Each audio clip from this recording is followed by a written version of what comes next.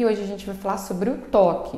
Então, o que a gente vai falar sobre o toque? A gente vai abordar os fundamentos do toque e as primeiras descrições do toque, principalmente na infância e na adolescência. E posteriormente nós vamos ter mais uma live em que a gente vai falar sobre como é que acontecem os sintomas no adulto e como é que acontecem esses sintomas na infância e adolescência. Então, inicialmente, a gente vai fazer só uma definição do toque e vai falar também sobre quando que foi os primeiros relatos do toque, quando teve a origem do toque, quando que foi abordado isso na infância e adolescência. E vocês sabem o que é o toque? O que é o transtorno obsessivo compulsivo?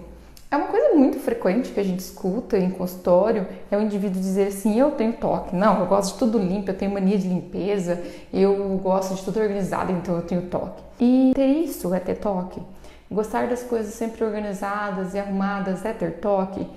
Então as pessoas têm uma percepção errônea sobre o transtorno obsessivo compulsivo. Uma coisa é você gostar das coisas organizadas, uma coisa é você limpar a casa e deixá-la limpa. Outra coisa é você ter um sofrimento caso você não consiga deixar as coisas sempre de uma maneira alinhada ou das mesmas cores. Por exemplo, camisas sempre alinhadas com tonalidades crescente ou decrescente e que a casa sempre esteja do mesmo jeito, super limpinha, que quando alguém chega a pessoa já acha que contaminou o sofá e precisa limpar tudo de novo. E isso é a grande diferença de gostar das coisas arrumadas e organizadas e ter um toque. Então, os indivíduos que eles têm toque são indivíduos que eles estão num sofrimento, tá?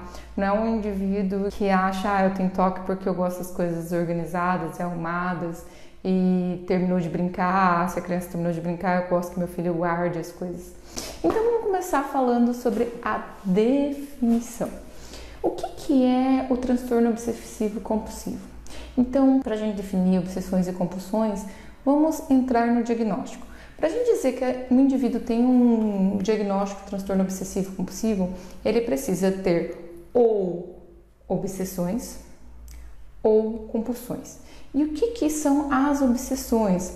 As obsessões são pensamentos ou impulsos que são ditos como intrusivo. O que isso significa? Esse indivíduo ele não quer pensar aquilo e ele pensa aquilo. São pensamentos que são egodistônicos. E o que isso significa?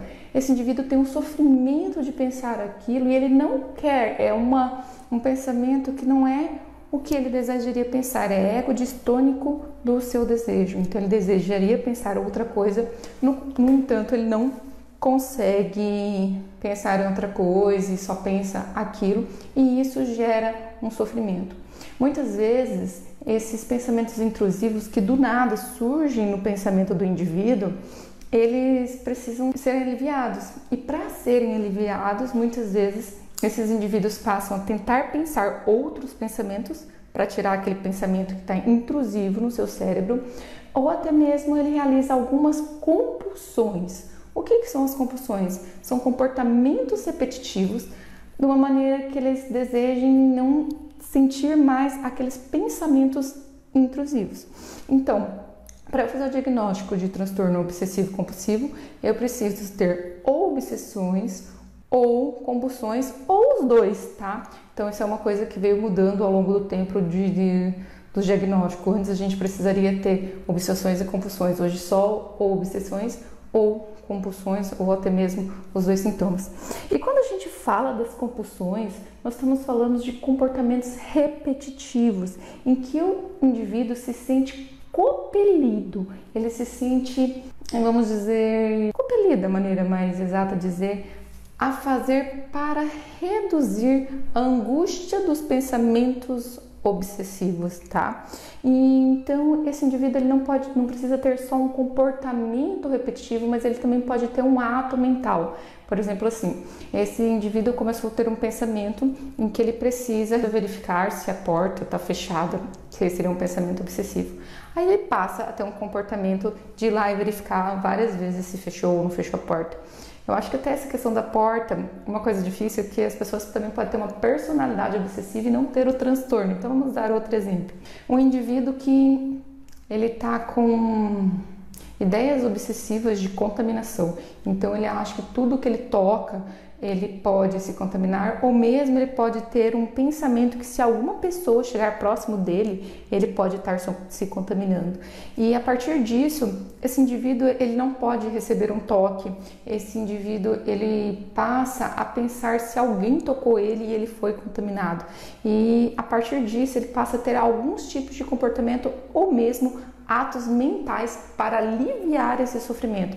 Por exemplo, ele passa a não sair mais de casa, ele passa a verificar várias vezes se as suas mãos estão sujas, se ele tocou em algum lugar que estava sujo, ele começa a limpar várias vezes o lugar onde ele se encontra, ele começa a tomar vários banhos, começa a lavar as mãos de uma maneira extenuante, até às vezes machucar, dilacerar as mãos. E ele pode ter também uma compulsão mental. O que significa uma compulsão mental? Ele pode ter um pensamento de xingamento, que está xingando algumas imagens e pode pensar que isso é muito errado, porque é algo que ele não quer sentir, mas que ele sente. Então ele passa a rezar, por exemplo, 50, 90, 200 Ave Maria. Isso acontece principalmente quando a gente fala da infância e adolescência. As crianças, eles fazem bastante compulsões como atos mentais. Por exemplo, eles pensam que se eles não rezarem 492 vezes, pode acontecer alguma coisa para os seus pais.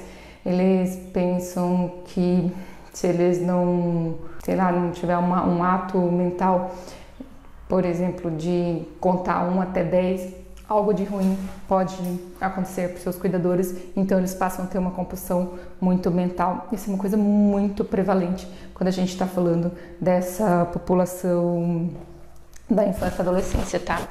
E além de ter o quadro de obsessão ou compulsão, ou os dois, esse indivíduo ele precisa ter um prejuízo no tempo. Então, vai ser aqueles indivíduos que, por exemplo, começaram a montar uma casa e eles não conseguiram terminar de montar a casa, não é montar, de construir essa casa, sabe? São indivíduos que falam, não, mas tá meio torto aqui esse tijolo, vamos colocar essa argamassa aqui, e ficam anos e anos e anos e não conseguem concluir algo que eles iniciaram. Ou o que acontece muito na infância e adolescência, a criança começar a escrever no caderno e começar a achar que o A não tá tão redondinho, então ela vai e apaga, escreve de novo, não sai legal de novo, não ficou tão redondinho.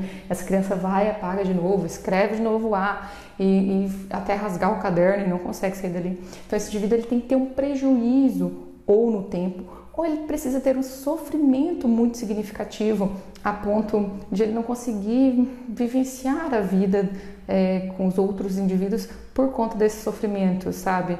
Vamos dizer que uma pessoa seja um dentista e ele que tenha que colocar luvas de procedimento a cada 3 minutos, então ele passa só a tirar a luva de procedimento, guardar, daí ele começa 3 minutos de novo, vai, tira a luva de procedimento e coloca outra.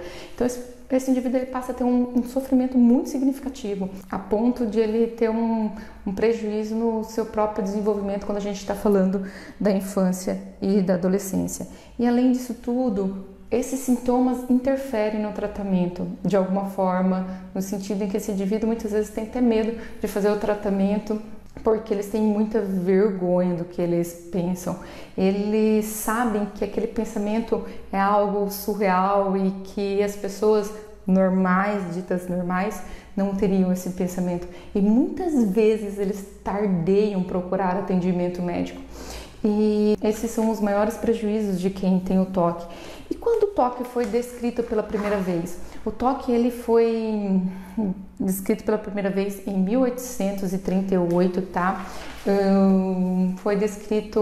Teve o primeiro relato do toque com Mondaziel-F. E quem descreveu foi Esquirol, e ele dizia que esse indivíduo ele tinha uma monomania raciocinante sem delírios. O que isso significa? Que esse indivíduo ele tinha um único conteúdo de pensamento, tá? Ele ficava sempre fixado naquele pensamento, mas era uma coisa raciocinante, que não era uma coisa delirante. E o que isso significa? Que o indivíduo não tinha perdido o juízo de realidade. Quando a gente fala sobre os pacientes psicóticos, a gente fala do indivíduo em que ele não está vivenciando o mundo real. É como se ele perdesse o contato com a realidade, ele vivesse um próprio mundo. Então ele acha que alguém está perseguindo, ele acha que alguém vai matá-lo. E quando a gente está falando do transtorno obsessivo compulsivo, nós estamos falando de uma monomania raciocinante, no sentido assim que esse indivíduo, ele sabia que aqueles pensamentos que eles estavam tendo não era algo normal, era uma coisa que vinha e ele não queria sentir, mas não era um prejuízo a ponto de tirar da realidade, de estar delirante, de estar se sentindo perseguido. São outros raciocínios entre um e outro, por isso foi definido dessa maneira. E logo depois, em 1903, Pierre Janet, ele fala, Janet, né, na verdade, o Janet fala pela primeira vez sobre o transtorno obsessivo em crianças, só que ele faz algumas restrições, mas é somente em 1980 que tem o primeiro estudo na NIMH que fala sobre as descrições de transtorno obsessivo compulsivo em crianças. E foi feito um estudo até amplo com aproximadamente 90 a 100 crianças, nas quais descreviam o transtorno obsessivo compulsivo. E as pessoas perguntam por que o transtorno obsessivo compulsivo demorou tanto a ser falado na infância e adolescência. É que por muitos anos, não só o transtorno obsessivo compulsivo, como o transtorno de humor, que a gente fala sobre a depressão, por exemplo, era considerada como algo que era impossível de acontecer na infância e adolescência. E eles tinham esse pensamento justamente por, antigamente, as ansiedades e a depressão ser algo muito descrito pelos psicanalistas, tá? Então, os psicanalistas acreditavam que o indivíduo ele só poderia ter sintomas ansiogênicos ou sintomas de humor quando eles tivessem a sua personalidade desenvolvida. Então, se a gente está falando de crianças, elas não teriam uma personalidade desenvolvida, logo elas não desenvolveriam nem ansiedade e nem transtornos de humor. E por isso, muitos anos, o toque que entrava antigamente por transtornos de ansiedade era algo como se não houvesse na infância e adolescência, porque essas crianças não teriam a personalidade desenvolvida. Então, quando a gente fala da infância e adolescência, o transtorno obsessivo compulsivo foi algo descrito muito recentemente por conta dessa teoria psicanalítica. Hoje sabe-se que a criança pode ter depressão sim, que a criança pode ter outros transtornos de ansiedade e que a criança pode ter transtorno obsessivo compulsivo. Pessoal, por hoje é só. Hoje a gente fez só uma breve introdução sobre o transtorno obsessivo compulsivo. Nas próximas semanas a gente vai estar falando sobre o uso das medicações, quais as medicações que devem ser usadas e sobre os tricíclicos, o que falam-se sobre os tricíclicos nos estudos nessas crianças, sobre o risco de uma criança usar um tricíclico ou não, sobre se essas medicações pegam nessa criança ou não, se aumenta o índice de suicídio ou não, que tem estudos falando sobre os inibidores também seletivos de aumentar um comportamento suicida. E estaremos falando também como é que a gente vai fazer esse diagnóstico diferencial entre o transtorno obsessivo compulsivo na idade adulta e transtorno obsessivo compulsivo na infância e adolescência. Não é nenhum diagnóstico diferencial, mas como que a gente faz para entender as pequenas nuances entre os indivíduos adultos e um indivíduo da infância e adolescência. Por exemplo, quando esse indivíduo tem os pensamentos obsessivos, quando a gente fala no adulto, ele reconhece que esse pensamento está em excesso e que isso não é algo real, assim, que é algo que causa sofrimento para ele, mas ele tem até vergonha de ter esses pensamentos.